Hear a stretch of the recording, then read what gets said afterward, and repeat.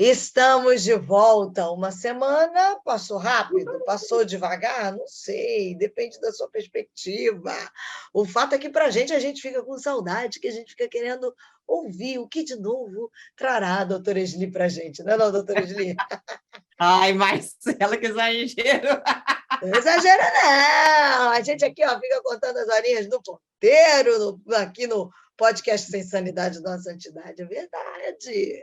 Me contaram aí, uma amiga escreveu, disse, não, a gente vai ter maratona, a gente fica ouvindo um atrás do outro, porque agora tem Tá bastante, vendo? sabe? Nós estamos com muitos podcasts Eu gostei gravados. disso aí, dá para maratonar o podcast Sem Ah, Sanidade da Santidade. Está pensando o quê? a gente Pega, já está quase bota um fazendo tênis no pé, vai correr e maratona, gente.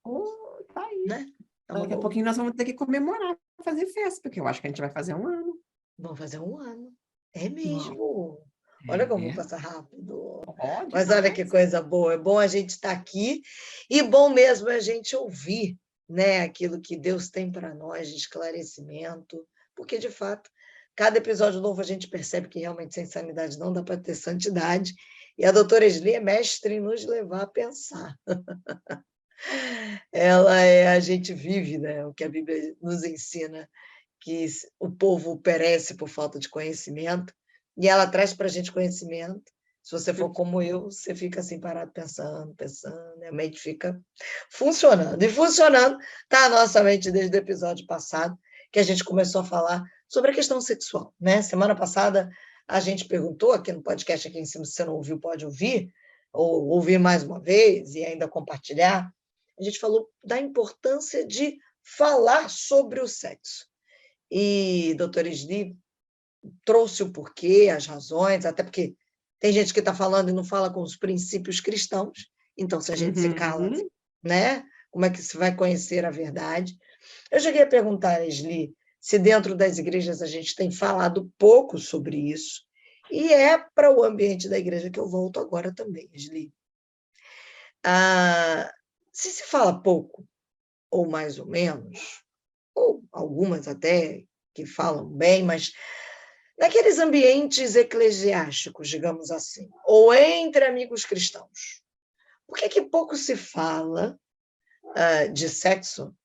Quais são as queixas mais comuns que as pessoas chegam para você e dizem assim, não, eu não toco nesse assunto, o sexo da minha igreja, mas de jeito nenhum por causa disso.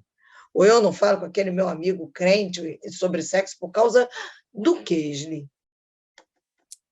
Boas perguntas, hein? Você, suas perguntinhas, hein, Marcela? Daqui a pouquinho eu vou ter que te dar um doutorado em perguntas, só para você, de tanta pergunta que você Eu me sou faz. a cientista do comum, pergunto sobre tudo, ainda bem que quem responde é você. Olha, eu acho que tem várias queixas. Primeiro, assim, nem todo mundo tem facilidade de falar sobre esse assunto, né? Vamos combinar? Apesar de Dá toda vergonha? essa liberdade sexual, para não dizer libertinagem sexual, muita gente consegue falar sobre esse assunto, muita gente não, sabe? Porque, assim, é falar da intimidade, é falar de um assunto que, quem sabe, foi muito reprimido ainda nos dias de hoje, né? Pela família, pela igreja, né? Aí, não falar disso assim, não sei o que mais. Mas eu acho assim, a razão principal pelas quais as pessoas não comentam isso na igreja é porque as pessoas da igreja não sabem guardar segredo. Eita, Verdade. fala-se. E às vezes Sabe? fala em forma de pedido de oração, né? Aí, Congregação. fala que assim, não, aí você fala, né, com alguém, assim, algum líder que não consegue ficar de bico fechado, né? E aí vira tema de reunião de oração. Senhor, abençoe a fulana, abençoe o fulano que estão lidando com seus desejos sexuais, com as suas tentações, com o seu pecado sexual, porque tem disso, tem... Não, a igreja toda está sabendo, né? Em nome da oração, todo mundo ficou sabendo. Sim, a discrição, prudência, confidencialidade, sigilo, né? As pessoas não entendem, né, que quando a gente abre essas coisas, a gente expõe a nudez do nosso irmão, da nossa irmã. Tem uma amiga Ila que me ensinou isso, ela falava muito disso. Não, quando a gente abre o segredo do outro, a gente está expondo a nudez do outro. Quem é que quer, né, que as pessoas nos vejam peladas emocionalmente. Imagina se Deus fosse falar todos os nossos segredinhos. Imagina, meu Deus, a gente nunca mais ia poder botar a cara fora de casa, nunca mais ia Exatamente. ser em lugar nenhum, né? Onde é que eu vou com a minha vergonha, né? Por quê? Porque Deus guarda segredos, né? Ele só abre mesmo algumas coisas de vez em quando realmente precisa alguma coisa, né, ser lidada. Ser tratada por um terceiro, com a Assim, ajuda de um terceiro, né? mas mesmo assim ele costuma ser muito discreto, a não ser aquela gente muito descancarada, que não quer saber nada com o Senhor, às vezes aí expõe publicamente. Mas normalmente o Senhor é muito discreto, ele é muito cavalheiro, ele é muito cuidadoso, né? E esse é o exemplo que nós temos que ter. Ao mesmo tempo que a gente fala, né, tem que saber ouvir. Quem sabe muito mais do que falar é saber ouvir e ficar de bico fechado. Nesse sentido, sabe, Marcela, eu vou te contar uma coisa. Eu aprecio muito, né, a postura da Igreja Católica, que tem o confessionário, onde, assim, com todas as coisas diferentes de que os protestantes, os evangélicos, né, muitas vezes os pentecostais pensam, mas eles têm uma regra, assim, se você confessar um negócio desses, o padre tem que guardar aquilo em segredo até o túmulo. Essa é a regra, né? E eu não sei o que acontece com a nossa igreja, né? Não, tem muito pastor que sabe ficar de bico fechado assim, sabe? Eu conheço muito. Sim. Mas às vezes, assim, fala, outras vezes fala com a liderança, quem sabe às vezes tem que falar com a liderança, mas assim, a liderança não fica quieta, fala para a esposa, que fala para uma que tem a melhor amiga, que tem a minha avó dizia, né? A melhor amiga, que tem a melhor amiga, que tem a melhor amiga, daqui a pouquinho todo mundo está sabendo. E o pior de todos, eu acho, é quando vira ilustração de sermão de pregação. Essa semana, uma ovelhinha veio falar comigo, né? Um irmão veio falar comigo sobre esse problema. E eu expliquei para ele que não é assim que se faz as coisas. E vocês também têm... Ai, pronto, né? O que Só a se sente pessoa exposta, aprendeu? né? Não só se sente exposta, os outros da igreja, o que aprenderam? Nem mostra. Fala nunca. Eu falar com o pastor, jamais, né? Vou falar com esse pastor sobre qualquer pastor, né? Porque se os pastores são assim, jamais, porque eu não quero ser o tema do sermão de domingo. E olha, ainda semana passada eu escutei uma dessas. Alguém me mandou um bilhetinho assim no WhatsApp, nos Instagram da vida, no Facebook, as pessoas às vezes comentam alguma coisa. Não. Eu perguntei assim, você já falou com o seu pastor sobre isso? Ah, não, doutor, não vou falar com o meu pastor sobre isso, não. A senhora sabe como é que eles são. Eles caem de pau matando, eles não sabem guardar segredo, eles falam para todo mundo e a gente vira né, a ilustração do sermão de domingo. Assim, rasgada com todas as letras. E o pior, sabe qual foi, Marcela? É que eu não podia dizer que ela não tivesse razão, porque eu sei que ela tem razão em muitas situações. Então, uma das razões principais é a fofocagem na igreja. E você sabia que a Bíblia está cheia, né, de admoestação, palavra bem da Bíblia, né? Admoestação contra as pessoas murmurarem e falarem mal da vida alheia, que a gente não tem que estar tagarelando, que a gente não tem que roubar a reputação dos outros, porque quando a gente fala mal do outro, né, ou expõe os pecados dos outros, a gente está, né, tagarelando, a gente está roubando, né, manchando, né, a reputação das outras pessoas, né? E depois que isso pega, é muito difícil desmanchar, muito difícil de fazer. Eu lembro do meu marido que me contou uma vez uma história de um pastor que estava lidando com uma pessoa assim, né? A ilustração, não é história real. E que a irmã foi lá e disse, ai, pastor, sabe de uma coisa, eu falei umas coisas que eu não devia ter falado, e agora, assim, eu estou muito arrependida, porque eu tinha que ter, né? Aí eles, não, eu quero que você vá para casa e volte aqui, abre lá na sua casa um travesseiro e pega, mas esses travesseiros de pena de ganso, pena de pato, não sei o que mais, plural, e vai soltando no caminho aqui até a igreja. Aí ela fez, chegou lá na igreja e disse, bom, pastor, eu obedeci, o que o senhor falou? Agora eu quero que você volte para casa e vá catando todinhas elas para poder voltar a encher o teu travesseiro. Ai, pastor, é impossível. Pois é impossível você chamar de volta a palavra que saiu da sua boca. Provérbios nos ensina isso. Você não pode chamar de volta a palavra que saiu da sua boca. Sabe?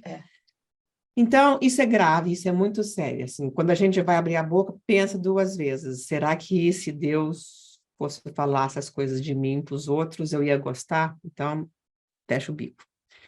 Também eu acho que na igreja a gente não é ensinado a lidar de uma forma apropriada com sexualidade. Ou é de mais ou é de menos, sabe? Aquela coisa assim, de, não faz. E aí você pergunta, e por que não pode fazer sexo antes do casamento? Por que não?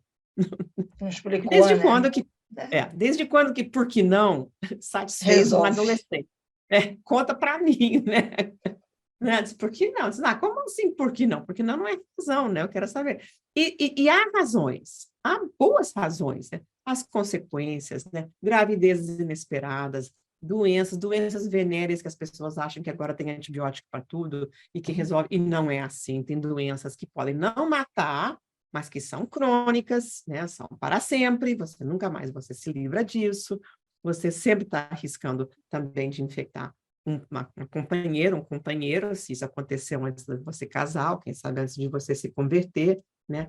Então, assim, tem muitos riscos, gravidezes inesperadas, né? Fora do contexto que Deus planejou, Deus propôs, nunca tem uma solução perfeita. Ou as pessoas fazem abortos escondidos, pessoas acham que porque o aborto é ilegal no nosso país, graças a Deus ainda é, graças a Deus, né? Porque é ilegal, que ninguém faz, e a gente sabe que as pessoas fazem as Fazem. escondidas, que sabe aonde fazer isso, né? Ou então se casa repentinamente, então vamos casar, não importa que tem 17 anos, 18 anos, 20 anos, 22 anos, e nenhum dos dois trabalha, nenhum dos dois nem terminou a escola, nem faculdade de direito, não terminou, não tem como, não importa, casa só para fazer bonito. Aí 2, 3, 4 anos estão se separando, ninguém sabe por quê. Claro, óbvio, né? Esse casamento não foi feito de filho, né? Esse não é o propósito. É também para casar e depois, né? Mas Não é o processo inverso, né?